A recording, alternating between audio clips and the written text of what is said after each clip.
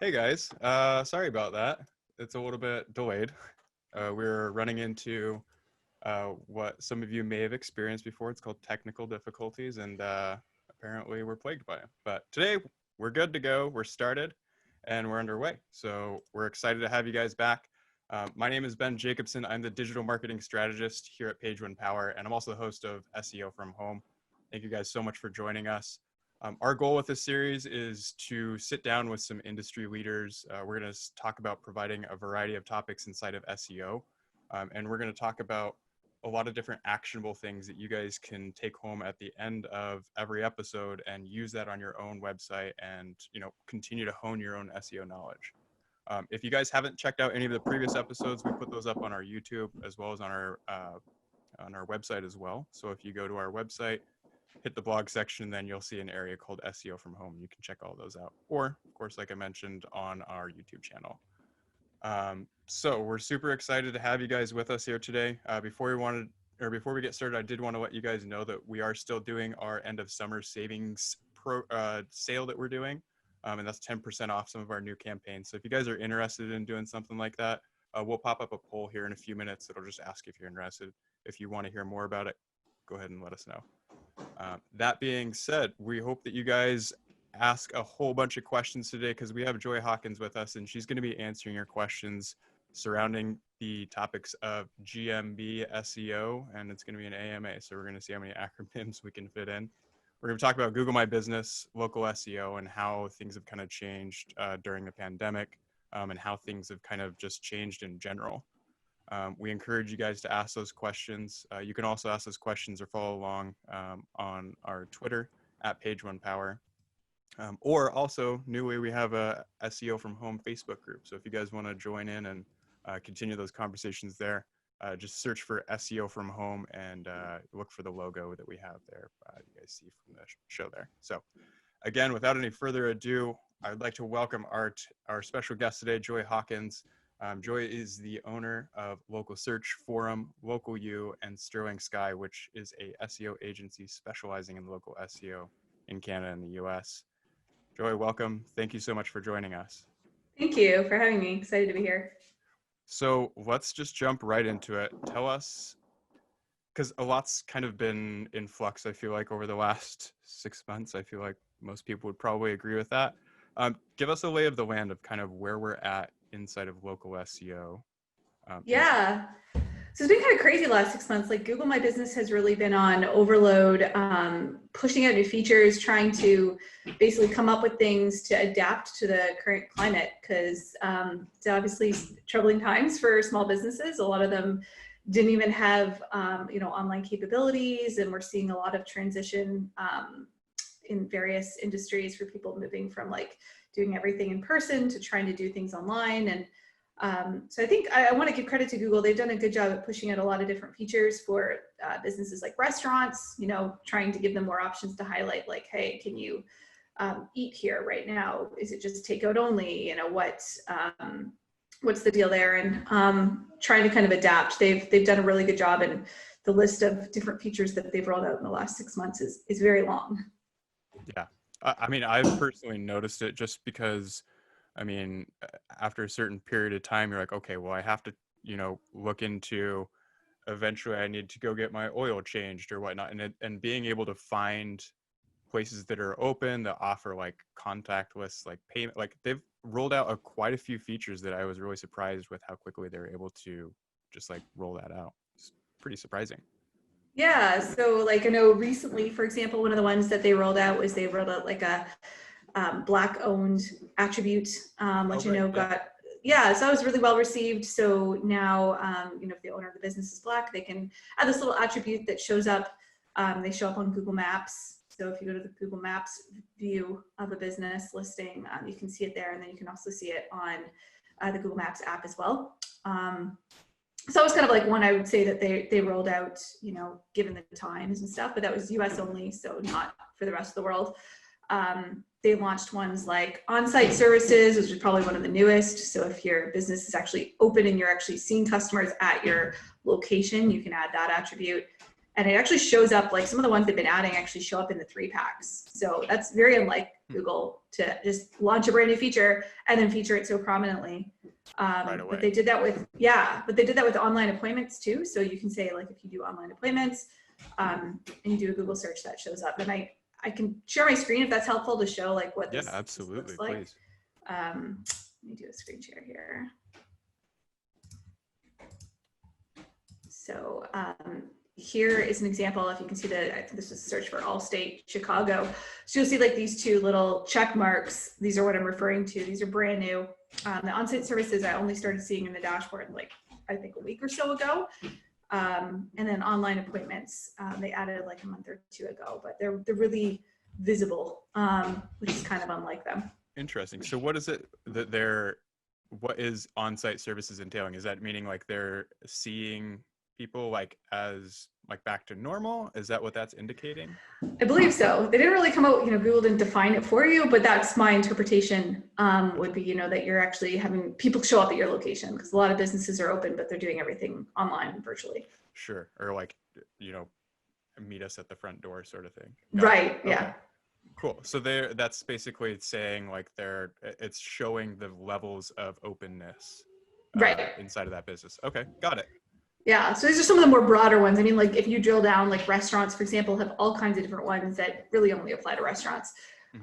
Retail have like another whole set of things that apply to them, but Google's they keep pumping these out.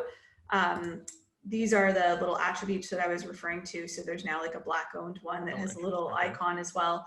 I haven't seen the other ones yet. I haven't seen the LGBTQ or the veteran-led one yet. I have seen the Black-owned businesses one. Yeah, so these have been around. These two specifically have been around for a while, but they weren't this visible. So they were only visible really on the Google Maps app, and you kind of had to expand and scroll and like. So I kind of, always didn't think they were really a big deal, but they started showing them recently on Google Maps. So this is different than what you'd see if you just went to Google search and searched. But if you're in the Google Maps view, they are now showing the icons as well. So that's like another thing that's kind of visible. So do you feel that they are putting more emphasis on just specifically local search because of that? Or like, how are you seeing that they're pivoting? Because obviously local is such a unique space where they're not necessarily trying to, so much traffic has gone away from local search, generally speaking, because a lot of people are ordering things online where they can.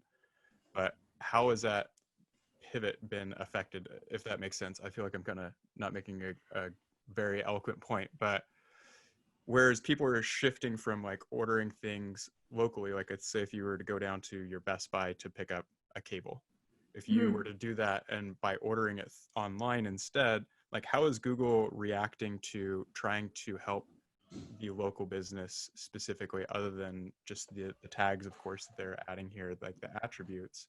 Do you feel that they're putting more emphasis on trying to add more features to make it more attractive, or just to get better visibility?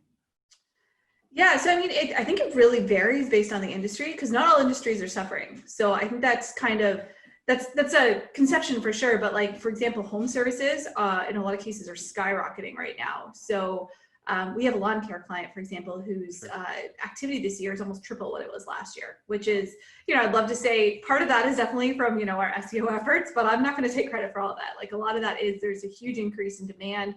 I guess people are bored at home. They're more like staring at their lawns. I really don't know the psychology behind it, but the volume for lawn care services this year is substantially higher than it was last year. Looking at the other side of things, we have a lot of personal injury lawyers. So for most of them, we're seeing volume is down because there's not as many car accidents. Their main thing is, people that are suing after getting injured in a car accident. And although there's more kind of cars on the road now, I would say there's just less drivers overall, like, less groups of people going out and doing things. So traffic is down, and we're kind of seeing like Google do different things. So like in the legal space, they just recently launched local service ads. Do you want me to show you what those are? Are you familiar with how those work? Yeah, please show us. So these are something they originally launched for like locksmiths and electricians and things like that. But now they're launching for lawyers nationwide. So originally couldn't even trigger these if you'd asked me like 2 or 3 weeks ago, but now I'm seeing them everywhere. And I don't know if that's because of COVID. I don't know if that was already in the works before all this happened. But these are the ads here I'm talking about here. They show up at the top, and they are pay per lead. They're not pay per click at all. So very different than like these, you know, traditional ads below. And then they're different, obviously, than the organic results, which are lower than that. And you're saying that you're just noticing that in the last couple of weeks. So these launched, I want to say about a month ago. They started accepting signups for them. And the ads themselves have been around for several years, but not to these industries. So yeah, lawyers is a big one, because lawyers are big marketers. They usually have, you know, quite big marketing budgets. A lot of them do SEO. So that was kind of a big deal. Before that, it was mainly kind of focused on home services. So, you know, electricians, plumbers, things like that. And now they're kind of expanding beyond that. So I wouldn't be surprised if, you know, in the next year they launch like insurance or like some of the other kind of verticals that we see that are lead based, but that are not actually home services. I believe that's where they're going. Got it. Yeah, I think that's really interesting. Are you noticing any other big changes or shifts inside of the space that you think would be worthy of kind of like diving into a little bit further before we jump into some of these questions? Yeah, so the other thing that's been something new that's been rolling out slowly, so I first wasn't able to see it, is this new version of the Google My Business dashboard. So this is my company, Sterling Sky, but previously, you know, Google kind of made it where you'd have to go to the Google My Business dashboard to edit your listing. And they're trying to get away from that slowly. It's not going away, but for the average business owner, they don't have a clue, you know, how to use the dashboard, where to go. They just Google things. So I think now, even if you just Google My Business, or business or something like that, even like really generic terms, it'll surface this and it'll show you, like right from here, I can edit my listing. This view is new. So if I click on this, I can actually go back and see the Google My Business Insights. And this is somewhat new, this interface. You can actually select a specific month and see the insights for your business for that month. So this is kind of something that I've seen Google kind of go recently as well. They're trying to make it easier for businesses to find their listing and edit it and keep it up to date, because I think that's their problem right now, is they're rolling out all these features, but the average restaurant owner doesn't really they don't get it. Like, I can tell you restaurants in my area, they're not updated. I don't even trust Google in my area. I think it's really awesome that they're rolling this out, because I'm guilty of it too. Like, I have my own personal Google My Business listing, and like I don't update it as much as I should. And I mean, I think being able to make this way more accessible like that, even though like I know the value of doing it, and like I know how to do it, and I know all the ins and outs, like there's a little grain of sand of like resistance there. And like, I think it's cool that they're trying to alleviate some of those barriers and make it so that people can interact with their Google My Business listing more frequently, because as you said, like it's very, very, very common that those are not updated or accurate, or just not maintained. For sure. Yeah, that's awesome. Well, cool. Well, that brings us to actually a really great question here that we had come in. What would you say is the single most important portion of a brand's Google My Business listing? If you were to boil it down and say, this is the thing that you should take care of at least first. Yeah, so I'd have to say categories, although, you know, that's not super time consuming.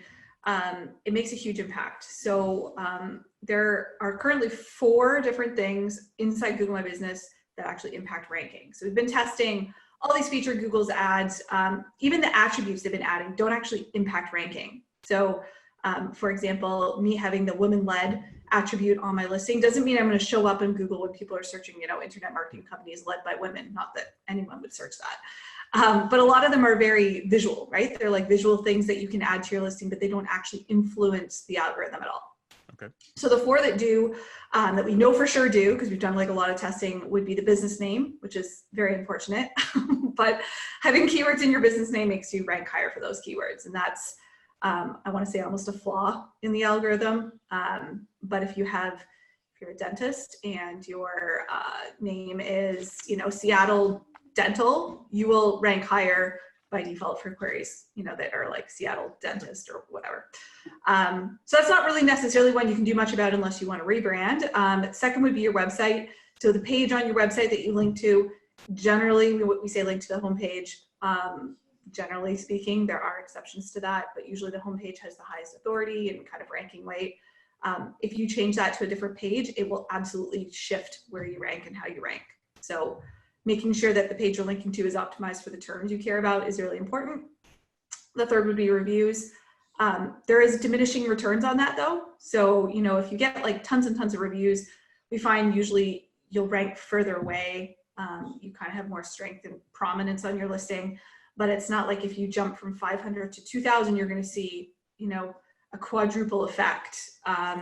So reviews are very, very important though. It's the number one thing I say, like for the actual business themselves, should be paying attention to the reviews, making business changes based on feedback they get, things like that.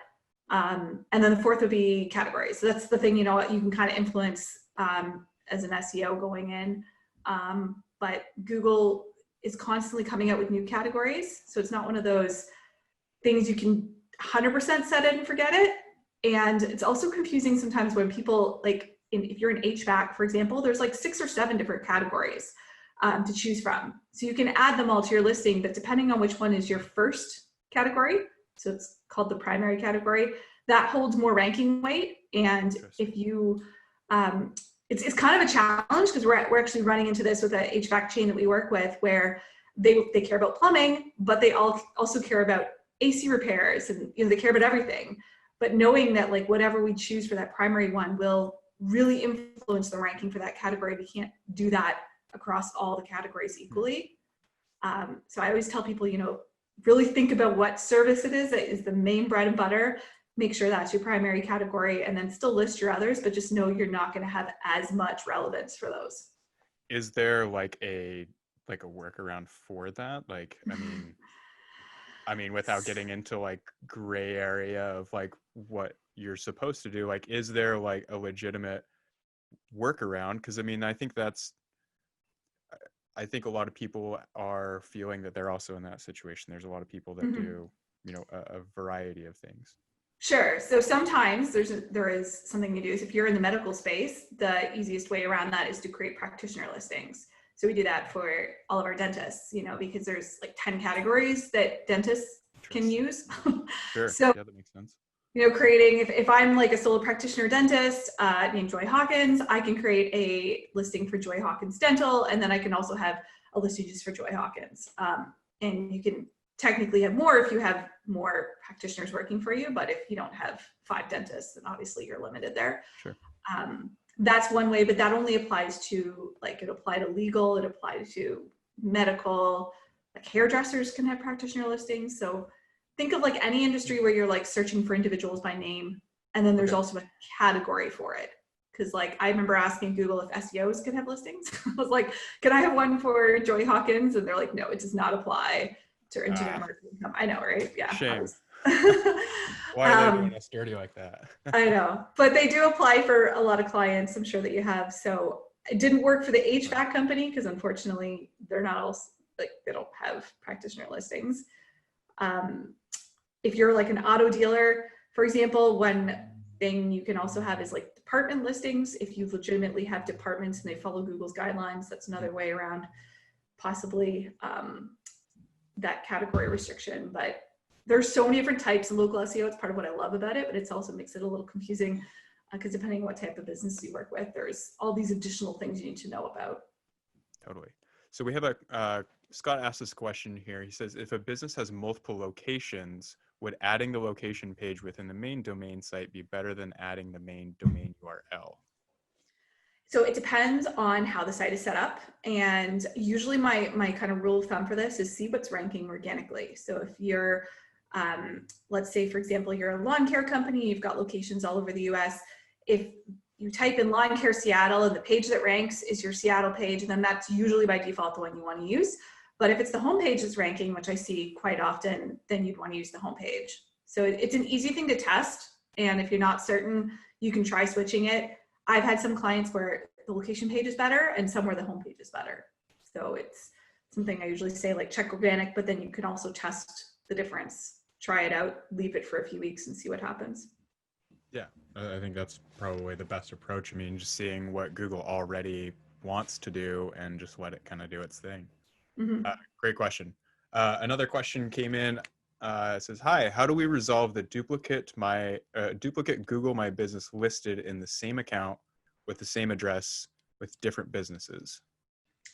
Yeah, so usually Google doesn't like two businesses using the same address, especially in the same account. That's like, they're very suspicious of it, right? So without knowing all the specifics, it'd be hard to say. Like there's a possibility that you're not allowed to have two listings. Like I've had Google answer that before on cases where, like, you know, there's an at-home business. Let's say, you know, that there's a husband and wife and one owns a hair salon and one owns a tree company, and both are listed together using the same address as separate listings. It's easy for Google to flag that automatically and say, no, these aren't allowed, because they can't really prove necessarily that there's two businesses at that address. It's hard for home-based businesses. If you are not a home-based business and you're you know, on the street and have like an actual office and you can prove, hey, I have two offices here, this is one, this is the other, they have different suite numbers, or they're in separate areas, and you can show that with like a video, then you should be able to get Google to reinstate one. But without knowing the details, I would say if you want to post the specific scenario over at the local search forum, I can give you a better answer. Yeah, that's tough because it's, again, and you're also kind of trying to convince Google, and they can be tricky to convince sometimes. And their guidelines don't always match real life, right? So keep that in mind. Like, Absolutely. You know, they don't allow virtual offices. There's nothing wrong with a virtual office. Like, there's a lot of good business uses for having a virtual office. It's just Google My Business doesn't allow you to use them. So they kind of have their nuances. Yeah, definitely. Let's jump back into some of the questions here. Another question we have, is it possible to rank well without optimizing your Google My Business page? Yeah, absolutely. Really, I see Google My Business optimization, if that's even a thing. I don't use that term, but some people do. It doesn't really influence your rankings. Like, it's more to do with what people see when they actually get your listing. So for example, you set up the messaging feature, which is a feature you can get through Google My Business. It just adds another way for people to contact you. So it adds this like message button on your listing that's pretty visible, so people can message you directly like they can on Facebook through the Messenger platform. That doesn't help your ranking, but it helps once people get to you, you know, give them more ability to contact you. So I would always see it as like a conversion thing. Most of how you rank and where you rank is all to do with traditional SEO factors like links, how your website's set up, you know, things like title tags, internal linking, all that stuff. That's really what drives ranking, not so much like, do you have this feature or that feature on your listing?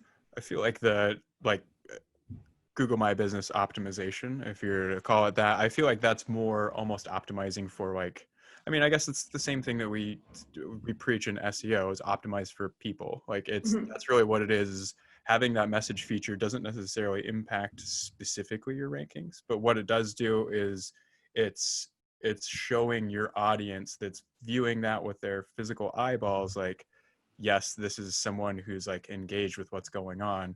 I mean, maybe it's just because I would say probably maybe a little bit more of a internet savvy user than the average person. But like when I see something that has, you know, positive reviews, I see that they have like these other tags that are like veteran owned, like that on its face, like the fact that it's veteran owned may not be a buying decision for me specifically in that moment. But like the fact that like I can see that they're utilizing like these new features and stuff, like I can see that like they've got it together.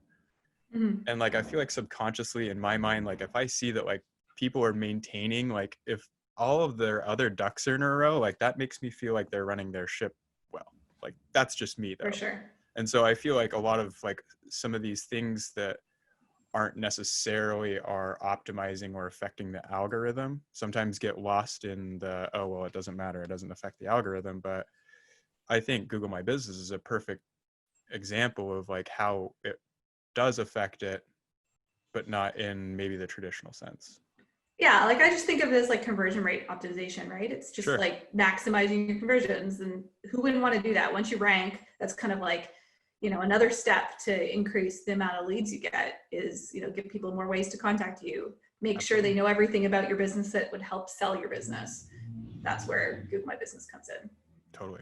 Another great question coming in here from Tanner. He says, do keyword listed services on Google My Business listings impact map pack rankings? They do not. So on our website, sterlingsky.ca, we have a whole bunch of blogs that I wrote. I think there was like a series of 9 of them where we tested various things. That was one of them. So we do have an article about that, where we tried adding it's like a very specific service, and then we monitored rankings for that keyword, and tried it on a few different clients. And yeah, there's no movement whatsoever from that. But I would still suggest adding it, again, for like a visibility standpoint. Once people find you, if you really want them to know what services you offer. I don't think they're not on desktop, but on mobile, there's a services tab. So it's, it takes 5 minutes to do, maybe 10 minutes to do. I would do it just to get that visibility. Yeah, absolutely. Great. And then Steve came in and said, does Q&A in the knowledge panel affect rankings? That was another one in our series. So nope, that one doesn't either. Like literally when I said there was only 4 things, like I know that shocks a lot of people, but even like posts, for example, that's something where like a lot of people expected these Google posts here to impact ranking. And originally we were kind of thinking maybe they would, but we have seen no correlation between, the content in your posts versus what keywords you rank for. The one thing posts will do that's really cool is sometimes, and I don't know if I can get one to trigger here, but Google will sometimes have this little snippet in the 3-pack that shows up below like the address, and they actually pull in data from Google Posts in there. So if the query you typed in is relevant to your post, you can actually get it highlighted in the search results, but it's not what caused it to rank there to begin with, if that makes any sense. Awesome. Great question. Another question from Tanner. What Chrome extension are you using that shows the movement in SERPs? Oh, that's funny. I get asked that all the time. It's called SERP Trends. I think they're talking about this thing here. I added it because they number. I don't know how much the movements are accurate, to be honest. I'm not sure what software it's connected to, but I use it because I'm always like wanting the search results to be numbered. So it kind of does that. And it also includes the local results. So I think it counts them as 1, 2, and 3. And then this would be 4. So it's helpful. Nice. That's cool.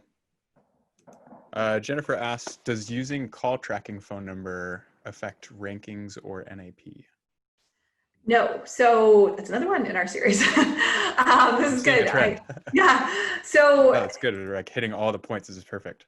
Yeah, we strongly suggest using call tracking because basically if you don't, you're kind of using Google My Business Insights for the number of calls, which is severely going to be lower than the real number of calls. Because prior to an update they did recently, the only way that they can track calls is if someone's on mobile and they tap that call button. Now there are call buttons. So you'll see here, there's a call button on my computer. When I click that, it actually opens this listing on my phone because I'm signed in and it's connected to my Google account. That's new. So we're actually seeing I'm sure the trend for Google My Business Insights for calls is going to go up a lot. We're going to see Google being able to track more calls now that there's a button on computers. But even so, there's going to be a lot of people that just dial the phone number. They don't necessarily click that button. So usually we find Google My Business Insights only tracks about 1/3 to 1/2 of the calls, the real number of calls you get. And if we use a call tracking number, you can track 100% of them. So as an SEO agency, you're kind of shooting yourself in the foot if you don't use a tracking number, because you can't report accurately on how many calls the business got. But it doesn't negatively affect ranking. Nothing you need to worry about there. I wouldn't go throwing call tracking numbers up on every single site online, like Yelp and Yellow Pages and this and that. I think then you might run into some confusion, but if you're just talking about Google, there's no problem. Love it. What was the name of the SERP tracking? You said it was SERP Tracker? SERP Trends. SERP Trends. For Anne was asking what the name of that Chrome extension was. We have another question here. First question, kindly suggest some best practices and points for ranking in the local pack of 3 for very specific keywords like dentist near me or digital marketing agency near me. So I mean, that one's a pretty big question, but maybe like some best practices or some ideas to kind of get like started on like a jumping off point for that. Yeah, so I always start with the website first. Like usually when we get a new client, I mean, apart from categories and things you can do inside Google My Business, which is, not a long list, we usually go to the website first. So on your website, some of the biggest things that have like the strongest impact on ranking would be the title tag, which is, I know is like kind of an easy one, but when it comes to local, it's kind of interesting. Joel Headley is a faculty member at Local U, and he used to work for Google for 10 years before he left and joined an agency. And he did a study that he presented at Local U, I think it was last year, talking about title tags and how they did a test on like 5,000 different websites, and they actually took the title tag on the homepage and they just made it insanely long. Like, all the SEO best practices in the world you'll hear will say, oh, don't exceed whatever it is, 165 characters or whatever it happens to be right now. That's bad for SEO, it's bad for click-through rate. Well, he did a test showing like, well, in local, Google kind of picks and chooses what they're gonna put on your titles anyways. So what happens if you just list like, he had like 10 different keywords, like it was insanely long. He would fail any of like Yoast's audits or anything like that. And they actually saw an uplift. So kind of when you're doing local SEO, I'd say to challenge some of the traditional SEO advice you may have heard, because it's a different landscape, different when it comes to like what you need to compete with, but some of the same factors. So the title tag would definitely be one. If you're optimizing for near me terms, something as simple as like putting near you or near me in the content, in the title, that helps ranking. Shockingly, that's really? Another one that's on our blog. Yeah. I would not suspect that, but yeah, so it actually impacted organic more than it impacted local, but we saw lifts on the organic side by adding those terms in there. On the local side, I think Google kind of already does it automatically. Anything you can do to increase click-through rate, so creative uses of schema, and I say creative because I don't know if I'm in the popular side of this in the general realm of the SEO community, but when it comes to schema, I'm very much a fan of like watching what Google does, not what they say. So they might tell you not to do something, but I usually watch to see if they actually act on that. Do they actually penalize sites that are doing this? Do they actually issue manual penalties for it? Like that type of thing. Can you give us an example of something that you might kind of challenge? Yeah, so review schema, right? Those gold stars, those things are literally gold, not to be too punny there, but like they increase click-through rate, but they also increase conversions. Like we actually took a site that didn't have anything, added them on, looked at the before and after picture, and like it was crazy. Like their conversions went up a ton just from that one thing. Interesting. That's cool. But Google tells you not to do it. They're self-serving, there are all these things and whatever, but I'm like, well, if they're there and you're not going to get penalized, why wouldn't you? Like, agreed. But a lot of SEOs don't agree with me on that. So it's kind of, I don't know, semi-controversial. I get it. I mean, you convinced me. So yeah. So I'm on board. I'm a fan. I'm like, hey, it's Google also tells you not to link build. So yeah, I mean, if you're seeing positive results and it's not doing anything bad, then I say go. Yeah. There's definitely some areas where I'm like, no, we would never touch that. But like, this isn't one that I think is like a, necessarily like, it's not like buying like, really shady links on Fiverr. Yeah. It's like, okay, that's bad. I mean, if you're giving out genuine, real reviews and you're not paying people for reviews or doing shady business practices, like I flex that muscle, in my opinion. I don't know. I mean, it seems like that should be fair game, and to me. Yeah, and schema is kind of a funny thing. Like, again, another thing that we do like a ton of testing on, so I really suggest testing it. We found, for example, that product schema conflicts with fact schema, so don't waste your time adding both. Like usually Google picks one or the other. But we try to focus on ones that actually show up in the search results. So for example, location schema, or that's the official word for it, but like the local business schema, it doesn't do anything visually. So I don't bother adding it half the time to sites because it doesn't, unlike review schema that gets you those stars, it doesn't get you a visual thing. And it doesn't seem to impact ranking. So that's not one I really waste much time on. It doesn't change any rankings inside of like even like map pack or anything like that? Nope. Interesting. I think there's been like, and I would quote like, you know, Brian Dean's done some studies, like Backlinko did one that talked about correlations to, and I think they included schema on their list of like, is there any correlation between sites using schema versus sites that rank? And they found that schema is not like a ranking factor. So I think that's a commonly accepted thing, but we've tested various types, and I've never seen like a direct impact on ranking from adding schema, but it definitely can impact click-through rate if it's a visual thing that you're adding. Forgive me, I'm not super well versed in schema, but like if it doesn't have a visual element in the schema of it, and it's not affecting their rankings, what is it that it's actually changing about that listing? Yeah, see, that's why in my opinion, I'd say nothing. So we don't usually do the local business schema unless it's somehow nested in with a different schema type that is going to visually change the listing. And that could change. If it does change, then I'll change my opinion on that. How-to schema is another visual one that's kind of cool. So you can actually get photos to show up for how-to schema. We've been experimenting with some creative uses of that. Because a lot of the industries we work with, like, you know, it's not really like, they don't have how-to, it's not like a recipe, but you can make how-to lists if you're kind of sculpting them with that in mind. Absolutely. It's a fun one. Kathy's saying, I thought Google stopped showing stars in the SERPs. Not for all schema types. They did for most. And I've actually seen, like, my suggestion there would be look for the sites that still have the gold stars, because there are lots of them in various industries, and kind of reverse engineer what they're doing. That's what we've been doing here. Across the board, they definitely stopped showing them for a lot of sites, but like, you know, case in point, let me see if I can find one. There was a lot of lawyers originally, so there's one that's showing stars, yeah. Right? So there are some types that Google is still showing stars for. Something worth at least looking into, I would say. Yes. Awesome. Let's jump back into, there was a second part of that question I wanted to make sure that we hit on. And they say, how is the Possum update affecting Google My Business listings, and what guidelines would you suggest to follow during this specific update? So Possum was the one that rolled out in, I think it was like 4 years ago in 20, are they talking about a recent one, or? Yeah, that's, I was wondering if I missed something. It was, okay.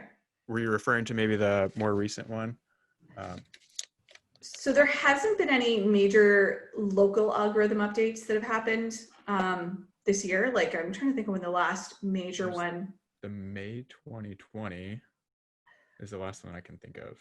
Yeah, like, well, there's been a bunch on the organic side. So when it comes to local algorithm, they're two separate algorithms. So the last one on the local end that happened was actually, sorry, last year in November.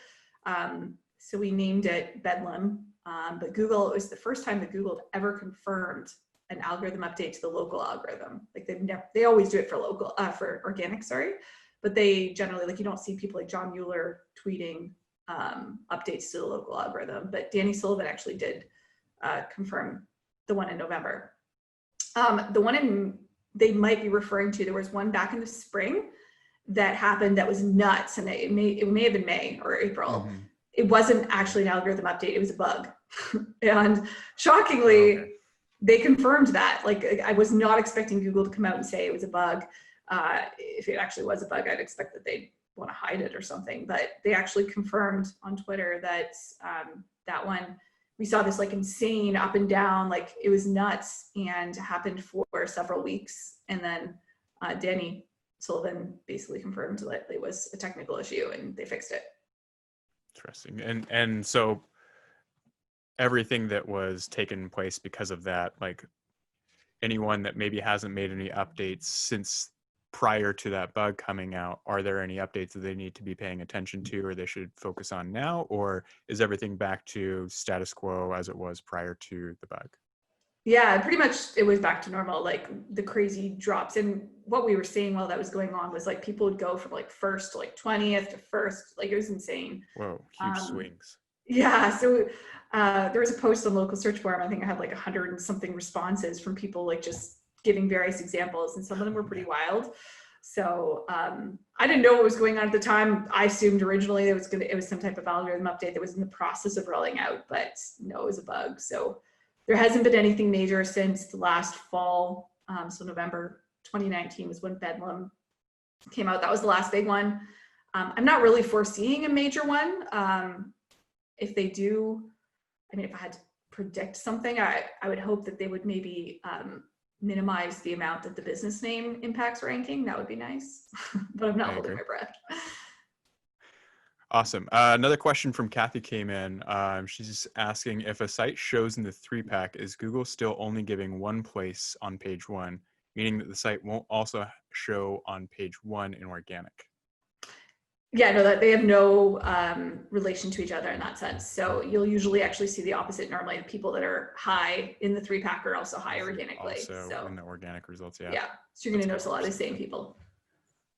Awesome. Great question there. Another question coming in. Hi, I have a doubt. Please help. Back in 2010, we had an algorithm that negative reviews on GMB impacts directly on rankings of the website. All negative reviews and website drops in the SERP. Is that you have observed any time recently? So I think they're saying, are you seeing something similar to that drop that they had in 2010 where negative reviews were impacting their site? Correct me if I'm mischaracterizing that question, but I think that's kind of what we're going for there. So yeah, so if I'm understanding it right, I think negative reviews could have an impact on ranking, kind of not directly, but indirectly. So if you have a really awful average rating and you're ranked alongside businesses that have really great average ratings, over time, you would expect your click-through rate to not be great, right? Like, I mean, I don't know about you, but I would, be more likely to choose the ones with the higher ratings. So as your click-through rate goes down, you would see drops. Like we can definitely say for sure that click-through rate is a ranking factor. Like, I don't know what Google's official stance on is, but I've seen enough tests and we've done our own to see that click-through rate is a factor on both sides, both organically and in the local results. And I think Google would be crazy to ignore click-through rate. So I do think that having like a horrible reputation would be a negative factor on both sides. Because if your business practices aren't great and you're getting bad feedback, that's a bigger problem than I would say ranking, right? So sure. And I think it kind of goes back to what we were kind of hitting on earlier, where it's you're trying to work with like the human psyche of like, where are you going to shop from? Like, are you going to, if you see negative reviews, like that's going to stand out to you and that's going to impact your decision.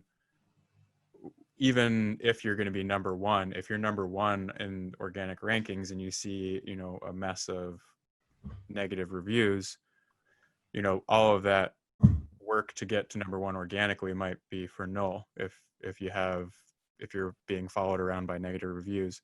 And that doesn't mean that, you need to stress about getting a negative review every once in a while. Like that's part of being in business. But I think the thing that you can focus on, or maybe the perspective you can maybe come away with from this is focus on garnering new reviews. Make sure your customer experience is top notch, and make sure that when you're finishing up with clients, make sure that you're checking in, make sure you're following up with them, make sure that they're leaving reviews for you. Bad reviews suck, but you can easily outweigh them with awesome reviews if you work hard. So absolutely. I would focus more on the human psychology side of it rather than worrying about it affecting your rankings quite as much. Yep, I'd 100% agree. Actually, they say that having a 5-star average can actually be a bad thing. I've heard that. Yeah, so I forget the study. I have it linked somewhere, but there was a study that was done by one of the reputation companies and talking about like how the average rating actually being in the 4.5 range is actually best for conversions, because people are a little weary or skeptical of businesses that have 5.0 averages. Mm-hmm. It's like, oh, your mom gave you some 5-star reviews right? on her friends and their church group, and yeah. Absolutely. Exactly. And I mean, again, I feel like I would be more skeptical if I saw like 10 5-star reviews than like 40 at like a 4.6 or something. Like, for sure. I don't know. I usually feel like I want to see some variation in there, because I feel like people aren't just, their friends going in and giving them 5-star reviews and that sort of thing. I feel like usually when you see some variation in there, I mean, for me, this is like something I do. I always go to like the 1-star reviews because like those people are the Yep. ones that are like taking the time to like really pick it apart. And it's like, if I can like stomach what the negative things are that this person has to say about this product or service, and I'm like, yeah, I can see that it was just that one bad experience, or that, you know, it's a faulty product or something like that. If I can get through the 1-star reviews, like, and I'm still okay with it, I'll go with your business. But like, those seem to usually have like the most detail in them that helps me get a good understanding of what's going on. So I embrace it, I guess. For sure. I'm the same way. Cool. Well, we're getting super close to the top of the hour. I know we had just a little bit of a delayed start there. Again, I'm sorry about that, guys. But if you guys do have any more questions for myself or Joy as we're kind of getting things wrapped up here, be sure to pop those down in the chat below as we kind of get things wrapped up. Again, we're recording today's episode, so if you guys want to watch this, if you had to step out for any time or anything like that, or you just want to take in Joy's information again, we're going to have this up. We try to have them up in about 24 to 48 hours. It'll be on our website as well as on our YouTube. And then, of course, you can follow us on Twitter, or Joy on Twitter, and her Instagram is Joy Ann Hawkins. So that's going to be Joyanne, right? Hawkins. Yeah, that's Twitter. I'm actually not on Instagram. Did I say Instagram? Yeah, you did. Sorry. It's okay. Twitter. I'm mostly an Instagram guy. Sorry. On your Twitter. My apologies. And then you can always, of course, join our Facebook group, do a search SEO from home. And yeah, we hope to see you guys in there. Looks like we got one more going in here. Christina asks, I'm new here. Can you share the local forum link you spoke about? Oh yeah, so the local search forum, it's literally localsearchforum.com. Hopefully it's the only one that shows up when you Google that. It's a free forum that my team and I run. So we get a pretty large amount of questions on there, anything related to local SEO, Google My Business. But it's a good place to meet others in the community and get your questions answered if you're kind of new to local SEO. Awesome. Well, cool. Well, I think that'll wrap it up. Joy, thank you so much for joining us. I appreciate you sticking with me through the technical issues there. I appreciate that. Thank you guys so much for tuning in. We'll be back here shortly. We're going to get a new guest lineup coming out soon. We're super excited to have you guys. Thanks again, as always, for tuning in. We'll see you guys soon. Stay safe.